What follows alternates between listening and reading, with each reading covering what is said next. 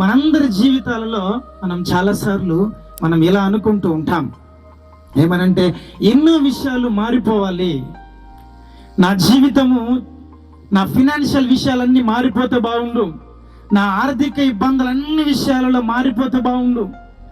లేకపోతే మీ కుటుంబంలో చిన్నపిల్లలు ఉండవచ్చు, వారికి మంచి జ్ఞానం ఆల్ ఆఫ్ సడన్ వచ్చేస్తే బాగుండు.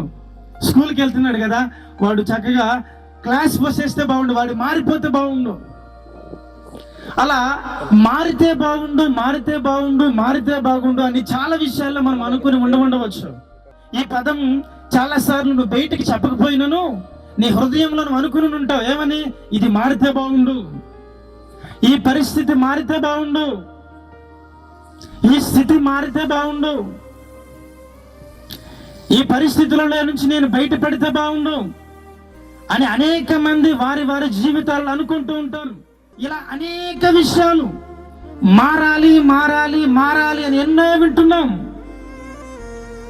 మారాలి, చూడండి, ఈ మాటను ఎక్కువగా ఉపయోగిస్తున్నావు కదా. మొట్టమొదటిగా నేను ఆలోచించవలసినటువంటి ఒక విషయం ఏంటంటే, మారాలనుకుంటున్నావు, ఏం మారాలి?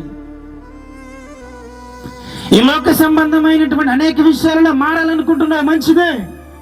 నేనంటాను, ఈ లోక సంబంధమైనటువంటి నీ విషయాలు మారాలి అని అంటే మొట్టమొదటిగా మారవలసింది ఒకటి ఉన్నది. అదేంటో తెలుసా? మన యొక్క మనస్సు ముందుగా మారాలి. హల్లెలూయా! మన మనస్సు మారాలి. ఈ లోకంలో నువ్వు ఎన్నో మారాలనుకుంటున్నావు, ఎన్నో విషయాలలో మార్పు కలిగితే బాగుండు అనుకుంటున్నావు. నా దేవుడు అది చేయడానికి సిద్ధమే. అయితే నీ దగ్గర నుంచి నా దేవుడు ఒకటి ఆశపడుతున్నాడు. అది ఏంటంటే, మొట్టమొదటిగా నీ మనస్సు మారాలని దేవుడు ఆశపడుతున్నాడు.